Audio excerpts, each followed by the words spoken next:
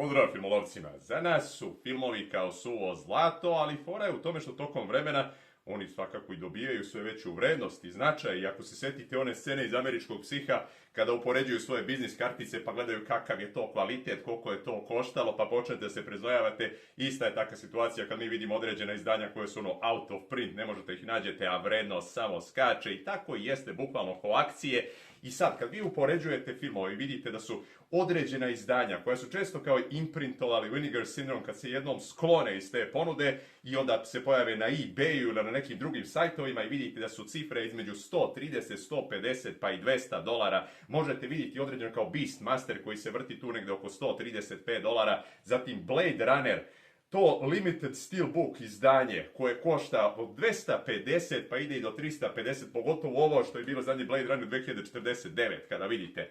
Znači to je film Arena gdje ima bukvalno napakovan i ta gomila dodataka i slika i postera i nalepnica i svega drugoga i taj lenticular slipcase koji imate okolo, nije ni čudo što u stvari toliko košta, ali kažem kako odmiče vreme još više će da vrede i zato sam ih htio da uporedim malo sa onim što ja imam u kolekciji, sa onim što je trenutno aktuelno, da li ja imam nešto što je toliko vredno u međuvremenu da je skočilo u odnosu na to kad sam ga ja nabavio. Tako da ću evo pokazati neke od filmova koje ja imam u kolekciji, koje sam najviše platio i ne zaboravimo tu sve to, da tu ide i shipping, jer svaki put kad vi morate naručiti, to ide iz inostranstva, nešto ide iz Britanije, nešto iz Amerike, nešto iz Australije i svaki put se tu pakuju dodatne cifre, a s obzirom da je kod nas u zemlji to ograničeno, 50 evra, 20% se plaća PDV, ako se pređe tih 50, onda ide još da se plaća dodatnih 10% ukupno zajedno sa shippingom i onda dok prođe preko pošte i stigne do nas i sve to košta između 50 i $100 minimalno ako ste rešili jedan film da naručite, tako da snalazite se kako umete. Uglavnom, evo, krenut ću sa ovim Arrow izdanjem, ta čuvena trilogija Ninja Kornjače, 4K, jasno. Koliko mi je bilo drago kada sam ovo nabavio, to, mislim, moje detinjstvo je bukvalno spakovano u ovome. Prvi poster koji sam kupio, znači ga nisam dobio iz bioskopa, je baš bio za prvi deo Ninja Kornjača. Tako da je onda jasno koliko je meni stalo do ove ekipe ovde i sećam se kad sam bio mali, kada sam imao i sve te tanjiriće i jastuke i sve drugo, to je bilo sjajno. I kao što znamo svi koji su ovde, i sva ta tri dela koliko su bili, svaki na svoj način različiti, jer kažemo, taj prvi deo je realno bio najmračniji, drugi je bio najzabavniji, treći je bio najčudniji, realno najjeftiniji ako uporedimo te kostime u odnosu na prethodne delove, ali jasno je da je tu ovde ekipa i da smo mi uvek bili uz našeg Leonarda, Michelangelo, Donatella i Rafaela i Splintera i naravno neko je navio iza Shreddera, zašto ne, i on je tu i on je zabavan, sve je to okej. Ovo izdanje ovde, tad sam ga nabavio za 35 funti, u međuvremenu isto skače cena, tako da sam vidio da je sad između 40 i 50 i naravno kažem kad tome dodamo troškove dostave, izvrti se to negde na oko 8.000 dinara ili tako nešto, možda čak i više. Uglavnom, sigurno ga neću prodavati jer ja sam kolekcionar koji voli film i želi da ga ima, tako da ova trilogija ovde svakako zauzima značajno mesto u mojoj kolekciji i jedva čekam da je raspakujem i bit će unboxing ovog videa, tako da očekujte sve to što budem pokazao ovde, očekujte unboxing. Ja ne čuvam ništa, ja ne čekam za budućnost, neću da imam gomilu para. Uglavnom, sledeće izdanje je Highlander. 40 godina. Zaista, meni je neopisivo koliko mi je bilo drago kada sam konačno u ruci imao ovaj film. Znači, on je u mojih top 10 najomiljenijih filmova, gledao sam ga toliko puta, znam skoro svaku scenu, znam svaki ton koji je u tom filmu.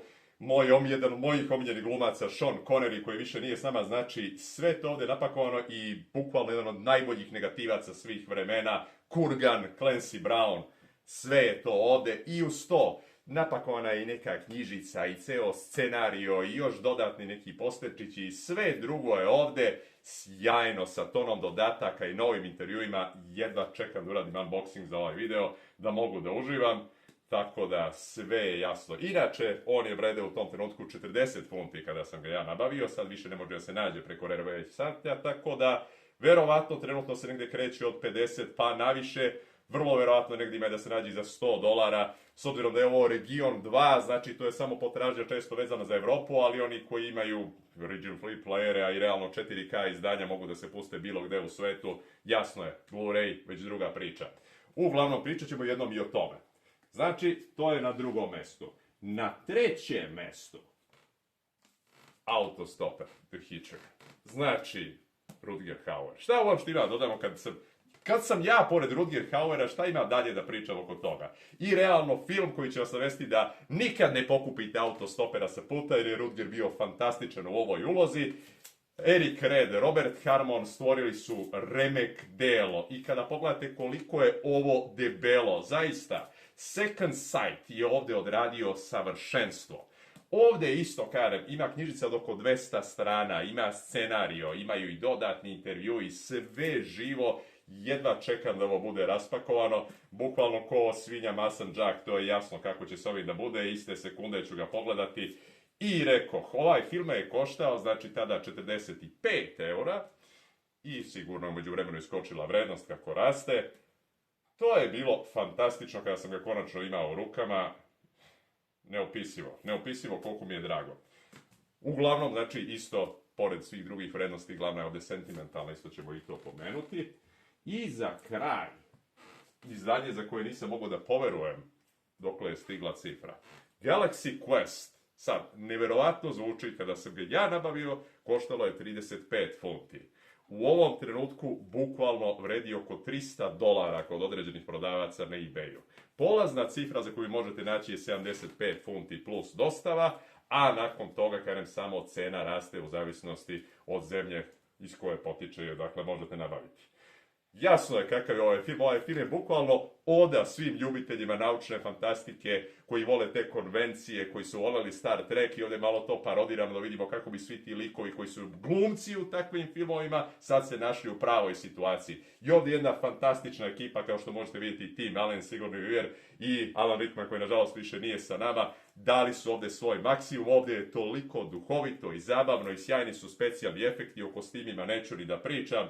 Film 99. godina, odlično, zaista, to je toliko jedan zabavan filmčić, opuštajući. I opet prepoznat ćete sve ono što je karakteristično u svim tim filmovima ili serijama gdje možete vidjeti kako je ta sva svemirska akcija i kako je to organizovano sa tim brodom gdje upravljate određenim kontrolama i sve drugo i otkrivate neobične svetove, ali sada je to sve predstavljeno na komičan način kada imamo samo obične ljude koji moraju da se snađu na osnovu znanja i serije koje su imali tamo i likova koje su nekad glumili, a vanzemaljci su suštinski poverovali kako su to stvarni brodski dnevnici, a ne serija koji su uhvatili preko interneta, znači, odnosno njihovog interneta, kako se već zove.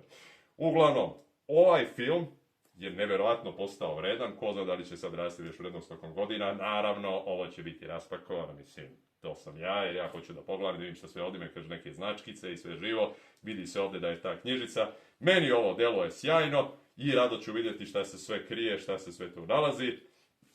Uglavnom, eto, to je, znači, najvrednije izdanje što se tiče novčane vrednosti, kao što sam rekao, kod sentimentalne vrednosti, The Hitcher će mi uvijek biti na prvom mjestu, jer mi je toliko bilo drago kada sam isto došao do tog filma. Naravno, isto uz njega odmah je bio Highlander, jer rekao sam, to je film koji obožavam i koji sam gledao toliko puta, a isto uključit ću tu dva, za koja, kažem, sam posebno vezan, kao što je James Cameronov Ambis, jer je to bio prvi 4K koji sam nabavio. One sekunde kada sam čuo da će ovaj film izaći u 4K, rekao sam, ja ovo moram da imam, iako tad u tom trenutku nisam imao ništa od toga, nisam imao ni player, rekao sam, ovaj film moram da imam i evo ga, remek delo Cameronovo 89. godina.